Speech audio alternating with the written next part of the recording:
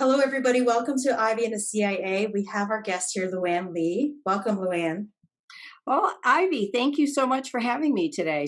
I'm Luanne Lee, and I'm the owner of Your College Planning Coach. And as we're recording today, it's Mother's Day, and I'm a mom. I have two grown children that are soon to be 40. My daughter is having panic attacks over that, and our son will be 44. We've got three grandchildren. My husband and I, we've been married for it'll be 46 years this year. And we always have dogs and cats, and we live in Fauquier County, which is kind of halfway between Warrenton and Gainesville in Virginia. So thank you for having me. Luanne, it's a pleasure having you. My name is Dan. I will get to know you along with your audience as we ask you questions and you answer them. A couple data points on me. I'm 43 and I live in Fairfax County. So I fit right in there with your children. I love all the banners on your wall behind you for the different schools. My brother, interestingly enough, used to have a business. It was called National Scouting Report, and they used to help high school athletes get looked at, not just waiting on their coaches to like send stuff out to college coaches, but they would like put together whole profiles. And this was like many years ago, but like videos of them and like their stats and send them off to the colleges they're interested in helping them get hopefully athletic scholarships for college. So I really like that you help people and coach them. And I really love the fact that you have a niche industry. I think that's really cool because Ivy and I are both coaches, and as much as we try to niche, we're not too niche. We're kind of broad. So anytime I get to hear somebody who's very specific, like I do this exact thing, I think it's awesome. Well, And thank you. yes, I wish you all the success in the world. You probably already had it, but I wish you continued success. So we're going to ask you a series of questions. We have an overarching theme, which is basically that we want people to live their best life. And we feel that one of the ways to do that is by having guests on that they may have never met or come across in everyday life. And through the process of you answering questions or just telling stories, they may connect with you differently than they've ever connected with somebody. You may say something they've never heard before, or something they've heard for the fifth time, but something about you that makes them go, you know what, I'm going to try that, or I'm taking new action or going a new direction. And then that leads them to something even better. So hopefully we can achieve that through the questions that we ask and the answers that you give. So to start off, my first question is, if I was a genie and I could grant you just one wish, what would be that wish and why? A couple rules. You can't wish to become the genie or the wish giver, and you can't ask for more wishes. So what is your wish? Well, Dan, I think the wish that I would like is just to eliminate cancer, childhood cancer, adult cancer, just get rid of it. That would be my wish. We've had a lot of personal experience with that over the years, and I believe that nobody, especially young children, that have to be concerned with that. I just wish it would go away. I don't know if that'll ever happen, but hopefully, maybe in my grandchildren's lifetime, that would be wonderful. I really do love that wish. And I do wish that no one had to go through cancer because it's devastating and it just changes everybody's lives, including the family members that have to watch your loved ones suffer and go through that. So thank you so much. What is one of your biggest failures and what did you learn from it? I don't really look at things as, gosh, I just crashed and burned and failed. I've had opportunities of doing different things in my life, and maybe it didn't go in the direction that I wanted it to go in, but I always pick up a nugget. I always learn something. And I've been through, in my career, since 1999, I became licensed in financial services. And so I've been through a lot of different companies and or firms and such. And I learned what I didn't want to do. So I guess you could call them failures, but I look at all failures as a learning experience and take the good and the bad and then move on to the next adventure. Luanne, I totally relate because I struggle with that as well. That if I'm ever interviewed by a company or just even in an interview and somebody talks about failure, I just struggle because it's a word I eliminated long ago, right? I said, there is no failure. There's only feedback. I got that from Tony Robbins. And so I just don't even like the word failure because I agree. Like there's always some takeaway. And even if it's something you desperately want and you may have set up a timeline for it, I love the saying, God's delays are not God's denials. You never know. Maybe there's a better plan for you, or maybe you're going to get it later, or maybe what you get later is even better than you initially sought out at that period of time. So I totally I agree love with you that. and I understand. love that. Yeah, I really. deal with high school students, and right now, especially this year, it's been horrific as far as admissions, acceptances, and there's the rejection letters. And I hate the word rejection, and kids are thinking of themselves as failures because they didn't get into, the big name school that they had on their list. But I try to tell them, listen, it's not you, you're not the failure, it's the system is just overworked, and you just weren't meant to be at that school. So just don't look at it once again as a failure or rejection, but okay, I'm going to open up the door to this opportunity. And as long as you go into it with, I'm going to do the best that I can, and see what happens from that, you can't ask for anything better than that type of that type of mindset. So one of the I things that I focus on in coaching is I talk to all my people about the serenity prayer. I know that the AA uses that a lot, which is, like accept the things you cannot change, change the things you can, and have the wisdom to know the difference. So I think that's what you're trying to express, right? And say like, there are control the controllables, right? You could have gotten the best grades in the world and the best test scores ever, but you can't control the system that they created for admission, right? Or the standards, or like you need a certain number of men versus women, or this nationality versus that nationality. There's so many factors that you have no control over. If you did your part, then it's like, it is what it is, right? Yep, It's this the exactly. reality that you're sitting there facing with. That's a beautiful share. And I do agree with both of you about learning to accept that and take the best from it and move on. What is a habit that has helped you become who you are today, that has served you? I think it's just treating people the way that I would like to be treated. I know it sounds very, you know, it sounds so simple, but I just like people. I treat people like I want to be treated, pure and simple. And it's a something that I guess I learned years ago from my dad when I was real young. He was a business owner and very blue collar. People respected him though because he always treated them kindly, and they in turn treated him the same way. And I learned from that. I just treat people the way you want to be treated, and I think we would all benefit by just having a little bit more kindness in the world, I think. So having lived the life you've lived and now being able to reflect back on different parts of your life, if you had a time machine and you could travel back in time and visit your younger self, and now you could offer your younger self advice, knowing what you know now, what would be the advice you'd offer? Don't wait. Don't wait until you get older, or wait until you've finished this course, or wait until the kids are a little bit older or such. Just take the opportunity at the time that you can, because we don't know what's going to happen from day to day. That will limit the opportunity, the opportunities for you to do some of those things that kind of are on your bucket list. I have ran 2 marathons in my life. I started running when I was 40, and I always wanted to run the Marine Corps Marathon.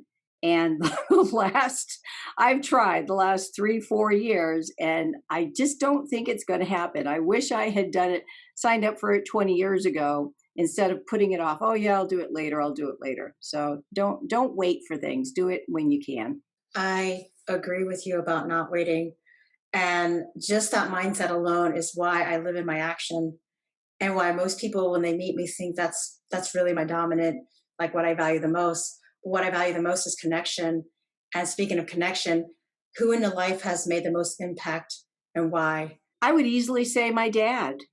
I learned so much from him. He was a very genuine, hardworking person. His ethics for work and how people responded to him and how he treated people. I, I can't think of anyone else that I've learned more and that those things are so important. I've had a lot of mentors over the years in business and in sales and such, but I think that foundational experience that I got from my dad is probably what really set me on the path to where I am today. So I feel like we're all a little bit of our parents, right? Maybe a lot of our parents. So as you now look back at your dad, who had a big influence over you, are there things that you have made a concerted effort to adjust and go, I love my dad and he was a big impact to me, but I don't want to do that which he did, because you've learned from that through your own experience of being fathered by him. And now you've made that adjustment with yourself. One thing that I wish that I had learned earlier from my dad, because people would kind of take advantage of his good natured self. And so I've had that happen to me as well. And I realized that, geez, I love to share and to help people, but sometimes people will take advantage of you. So I wish I did learn that from him. And then I learned that I didn't want to have that happen so much. So I wish I had not picked that up from him in the first place, I guess. My righteous anger gets stirred up when I see somebody getting taken advantage of, especially someone who is kind and generous and willing to help. And I want to stick up for them and I want to do something about it when I see other people not appreciating that they are generous and kind and they just will keep taking and taking. It's like, I want the attitude that how can I contribute? How can I add value? And not so much about what is it in for me. And speaking of that, what are some of the best resources that have helped you along the way besides your father? Resources as in things that I've learned or people that I've met? Both. Yeah. I think just having an open mind, as I've gotten older, I realized I limited myself in my earlier years by being kind of closed in and quiet. We know our personality codes, and mine is very blueprint and high knowledge, so data driven and such. But I wish I had taken a little bit more action along the way. So as I've gotten older, I've learned to kind of gravitate towards people that can show me how to be more action oriented and to be able to accept the risk. In my blueprint knowledge type mindset, I know that I assess the risk and that sometimes it's okay to kind of step out of the box.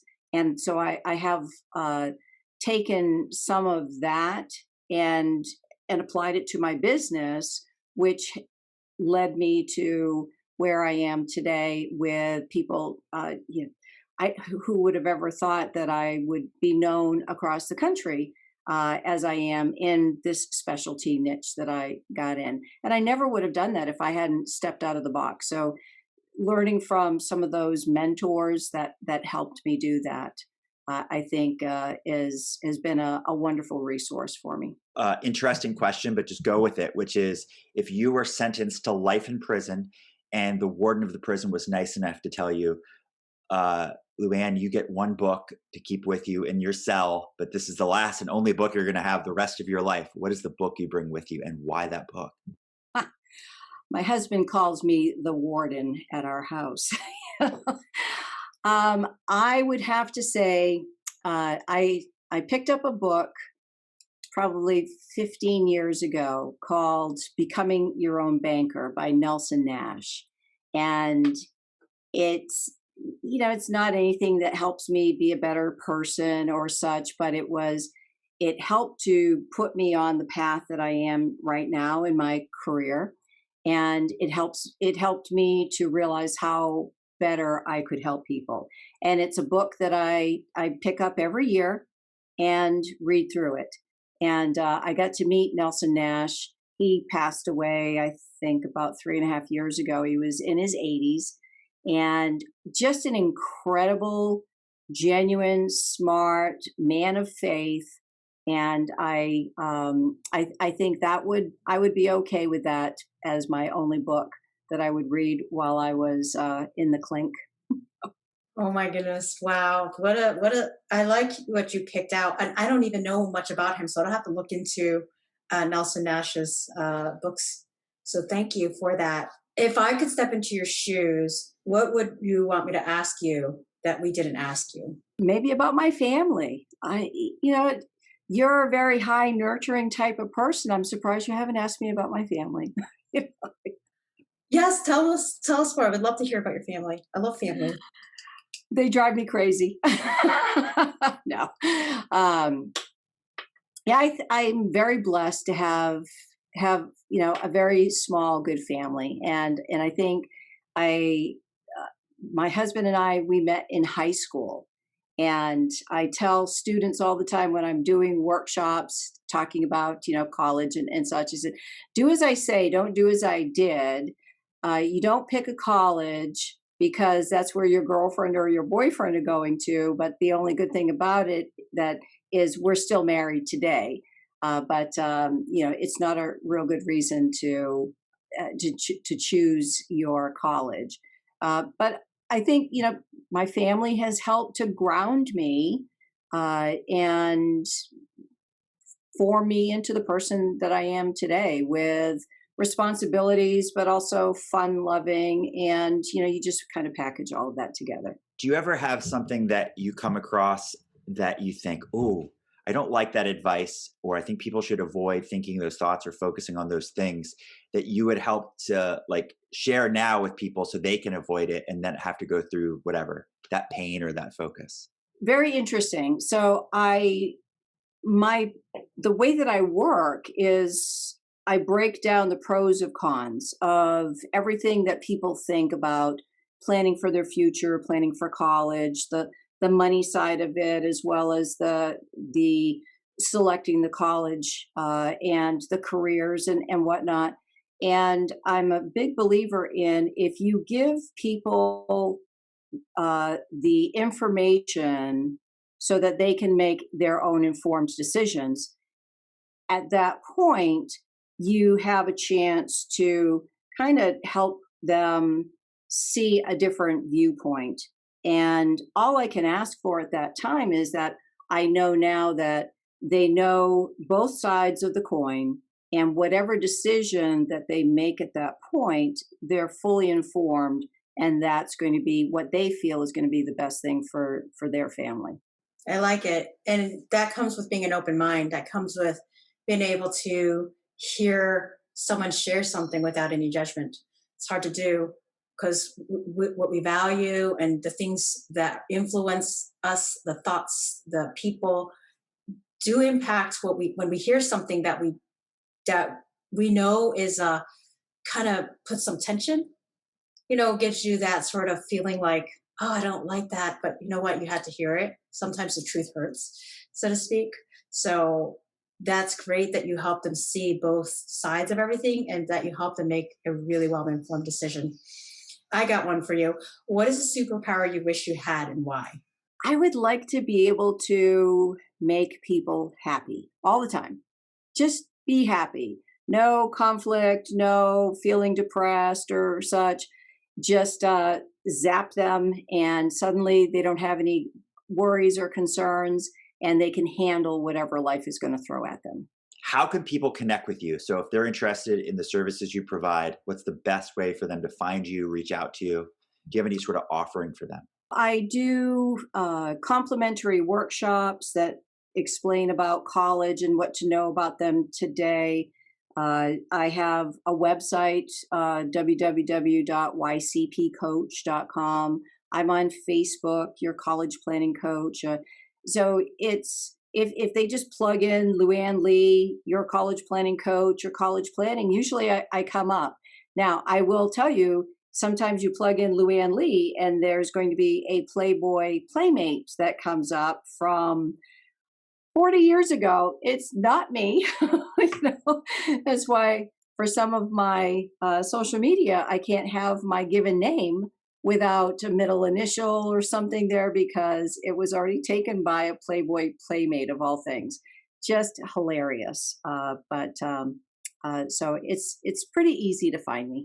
What is your best advice for all of us that you want to leave with our audience? We've had so much stress, so much unfortunate things happening in the last couple of years. All we can do is kind of just go with the flow, I think. If we can separate all of the negativity, and people are so vocal about their beliefs, and just kind of chill out just a little bit, listen to the pros and cons of each side with an open mind, not just that I know this is right, I'm not even going to listen or such. But the last couple of years have been pretty tough for so many in so many different areas. And I think if we could just kind of step back a little bit and listen to people instead of thinking that my way is the only way, or just take the highway and go, I think we wouldn't have so much stress in the world right now. Well, Luanne, we're recording this on Mother's Day, so happy Mother's Day to you. Thank you. And thank you so much for being our guest today. You've given a lot of great nuggets of wisdom. And please reach out to Luanne if you are thinking about college and you want advice from a great coach. Let her be your great coach. Any final thoughts or words to our audience? Just be kind to each other and enjoy your life. Don't wait until retirement to put off those big nugget things. I get to listen to Ivy a lot on her social media posting a couple of minutes every day, and some of the things that she's experienced and such. I think, oh my gosh, I wish I had done some of those things. And so just don't put things off. Life is short. Enjoy it and take advantage of the opportunities.